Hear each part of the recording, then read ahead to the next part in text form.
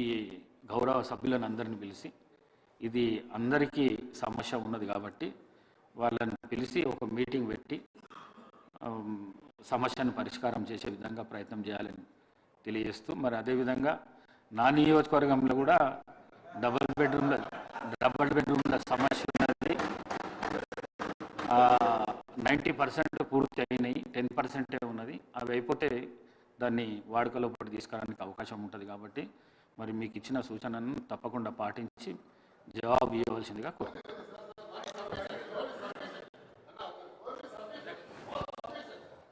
దానం నాగేంద్ర గారు.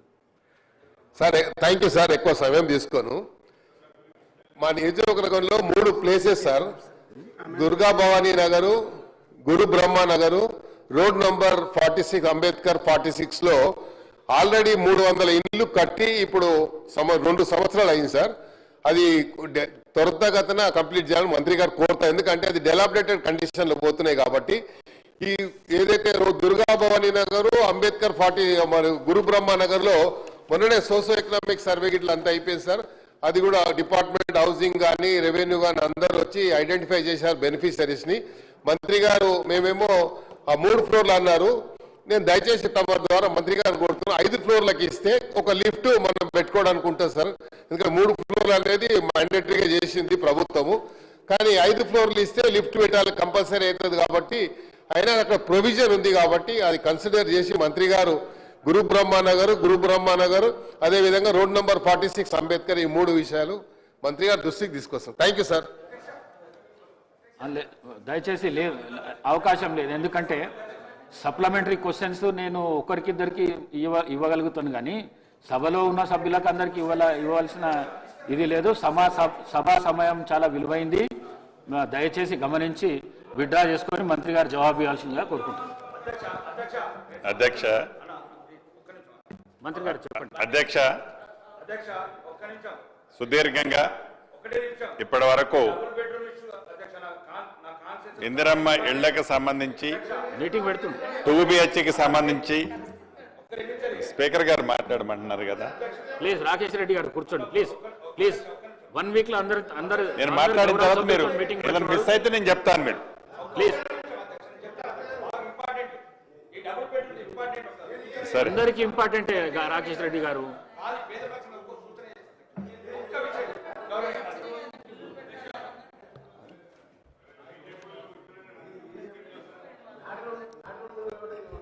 ధన్యవాదాలు అధ్యక్ష.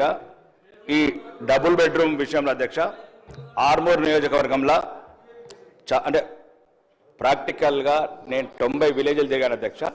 ఒక చిన్న సూచన మీ ద్వారా అధ్యక్ష, రాష్ట్రంలో 21 లక్షల సుమారు 28,000 మంది స్థలాలు అయితే నేనేమంటాను అధ్యక్ష, ఇప్పుడు ఏప్రిల్ నుంచి ఏదైతే కొత్త కాన్సెప్ట్ తీసుకుంటున్నారో ఇప్పుడు మా ఆర్మూర్ నియోజకవర్గంలో ఇల్లు కొద్ది వరకు సరిపోయినాయి. ఇప్పుడు ఏదైతే తీసుకుంటారో కోటాని సగం మందికి స్థలాలు ఇప్పియండి అధ్యక్ష. ఎవరైతే మొత్తానికి స్థలం లేదు వాళ్ళకి ఈ సంవత్సరం కొన్ని సగం మంది కన్నా స్థలాలు ఇప్పియండి అధ్యక్ష. ఒక గౌరవనీయ మంత్రి గారికి మీ ద్వారా చెప్తాను అధ్యక్ష, ఈ 3,000 1800 స్థలాలు ఇవ్వండి. స్థలాలు లేని వాళ్ళకు 1800 మందికి ఇల్లు కట్టించండి అధ్యక్ష. ప్రతి గ్రామంలో స్థలం లేని వాళ్ళు ఏడుస్తున్నారు అధ్యక్ష, స్థలం ఉన్న వాళ్ళకి ఇస్తున్నారు అధ్యక్ష, మాకు స్థలం అని ఇవ్వండి అయ్యా అని ఏడుస్తున్నారు అధ్యక్ష. ఇంకా రెండోది, కొన్ని గ్రామాలలో ప్లాట్లు ఇచ్చాను అధ్యక్ష, పేదవాళ్లకు పట్టాలు ఇవ్వలేదు. ఆ స్థలాలు ఉన్న వాళ్ళకు పట్టాలు ఇచ్చి వాళ్ళకు కూడా ఇందిరమ్మ స్కీమ్ మీద ఏదైతే ఉందో 5 లక్షలు వాళ్ళకు కూడా ఇవ్వాలి అధ్యక్ష. ముఖ్యంగా నేను గౌరవనీయ మంత్రి గారు మీ ద్వారా చెప్తున్నా అధ్యక్ష, ఇక్కడ చిన్న సూచన అధ్యక్ష, ఏం లేదు అధ్యక్ష, అక్కడ కొన్ని అనివార్య కారణాల వల్ల రాజకీయ కారణాల వల్ల ఎలువల్ల తీసేస్తే గౌరవనీయ మంత్రి వారికి వచ్చాను, సీతక్క గారికి ప్రత్యేకంగా ధన్యవాదాలు చెప్తున్నాను అధ్యక్ష. ఎల్వన్లో ఉన్న పేదవాళ్ళని తీసేస్తే అన్యాయం జరిగితే పేదవాడికి పార్టీలు ఉండయి, ప్రమేయం ఉండదని గౌరవనీయ మంత్రి గారికి గౌరవనీయ జిల్లా మంత్రికి సీతక్క గారికి చెప్తే అప్పుడు న్యాయం చేశారు అధ్యక్ష. కాబట్టి రాష్ట్ర వ్యాప్తంగా కూడా పేదలకు పార్టీ లేదు, అరువులకు పార్టీ లేదు, పార్టీల పేరు పెట్టి అనర్హుల లిస్టు నెట్టకూడదు. అది జరిగింది ఆర్మూర్లో అన్యాయం, సరిదిద్దారు 2 మంత్రులు. మీ సభ వేదిక ద్వారా చెప్తున్నా, దయచేసి తెలంగాణలో ఏ నియోజకవర్గంలో పేదవాళ్లకు పార్టీలు లేవు, అరువులకు మాత్రం కేటాయించాలని మీ ద్వారా కోరుతున్నా అధ్యక్ష. ఈసారి సగం మందికి స్థలాలు, సగం మంది కిల్లాలను మీ ద్వారా మంత్రి ద్వారా కోరుతా అధ్యక్ష. పట్టాలు ఎవరికైతే ఇచ్చారో గత ప్రభుత్వాలలో ఆ పట్టాలకు స్థలాలకు పట్టాలు ఇచ్చి ఇందిరమ్మ స్కీమ్ అప్లై చేయాలని కోరుతున్నా అధ్యక్ష. ఈ అవకాశం ఎందుకు ధన్యవాదాలు అధ్యక్ష. గౌరవ మంత్రి గారు. అధ్యక్ష, గౌరవ సభ్యులు, ఈ సభలో ఉన్న గౌరవ సభ్యులు ఇళ్లకు సంబంధించిన దాంట్లో ఇల్లు అంటే పేదవాడికి ఏదో 2 ఇటుకలు పేర్చి పైన స్లాబ్ వేసి ఇల్లు ఇల్లు అనే దానికంటే కూడా పేదవాడి ఆత్మగౌరవానికి చిహ్నంగా ఉండేది ఇల్లు. ఈ ఇంటికి సంబంధించిన సమస్య తమరితో పాటుగా ఈ సభలో ఉన్న సభ్యులు, సభలో లేని సభ్యులు అందరికీ ఈ సమస్య ఉంది అధ్యక్ష. ఇప్పుడు ఈ సభలో మీ అనుమతితో మిర్యాలగూడెం శాసనసభ్యులు లక్ష్మారెడ్డి గారు, సాగర్ శాసనసభ్యులు జైవీర్ రెడ్డి గారు, రామగుండం శాసనసభ్యులు రాజ్ ఠాకూర్ గారు, ఆలేరు శాసనసభ్యులు ఐలే గారు, అదే రకంగా కలవకుర్తి శాసనసభ్యులు కసిరెడ్డి నారాయణ రెడ్డి గారు, పాలవాయి హరీష్ గారు, గండ్ర సత్యనారాయణ గారు, సూర్యనారాయణ గారు, పాయ వెంకటేశ్వరరావు గారు, దానం నాగేంద్ర గారు, ఇలా 10-11 మంది వారి వారి, అదే రకంగా రాకేష్ రెడ్డి అన్న చివరిలో కొట్లాడి మార్చి మైక్ తీసుకున్నారు. రాకేష్ రెడ్డి గారు అన్న కూడా 11 మంది సుదీర్ఘంగా వారి వారి నియోజకవర్గాల్లో వారికి ఉన్న సమస్యలు, ఇక్కడ 2 BHK ఇందిరమ్మ ఇళ్ళు, ఇక్కడ 2 వర్టికల్స్, క్రీస్తు పూర్వం క్రీస్తు శకం అని ఎలా అనుకుంటామో, ఎలా వాడుక భాషలో ఉందో, ఇందిరమ్మ ఇళ్ళు ఈనాటి మనం ఇస్తున్నది గత 10 సంవత్సరాల్లో ఆనాటి ప్రభుత్వం 2 BHK పేరుతో రాష్ట్ర ప్రజలని ఎలా మభ్యపెట్టిందనేది రెండో అంశం. ఇక్కడ చర్చ ఈనాడు చాలా సుదీర్ఘంగా వారి వారి సమస్యలు వివరించడం జరిగింది అధ్యక్ష.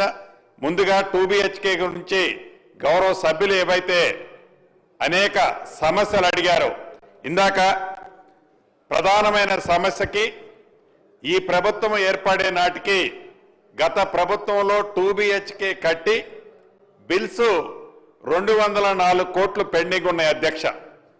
ఈ 204 కోట్లతో పాటు ఇందాక గౌరవ సభ్యులు అడిగినట్టు రాష్ట్రంలో సుమారు 133 కాలనీలలో సుమారు 36,000 ఇళ్లు వివిధ స్థాయిల్లో మొండిగోడలతో దర్శనమిస్తుంటే ఈ ప్రభుత్వం వచ్చిన తర్వాత 744 కోట్లు అది ఇల్లు నిర్మించడానికి కానివ్వండి, లేకుంటే నిర్మించి నిరుప్రయోగంగా వదిలేసిన కాలనీల్లో మౌలిక వసతులు ఏర్పాటు చేయడానికి కానివ్వండి, 744 కోట్లు గౌరవ ముఖ్యమంత్రి రేవంత్ రెడ్డి గారి నాయకత్వంలోని ఈ ప్రజా ప్రభుత్వంలో ఆర్థిక శాఖ మంత్రి వర్యులు బట్టి విక్రమార్క గారిని ఒప్పించి మెప్పించి ఈ పేమెంట్ ఇవ్వటమే కాకుండా ఏవైతే ఇంకా సుమారు గౌరవ మా శాసనసభ్యులు, సభలో లేని సభ్యులు కూడా అనేక పర్యాయాలు ప్రధాన ప్రతిపక్షంలో చెప్పుకునే సభ్యులు కూడా 2014 శాసనసభ ఎన్నికల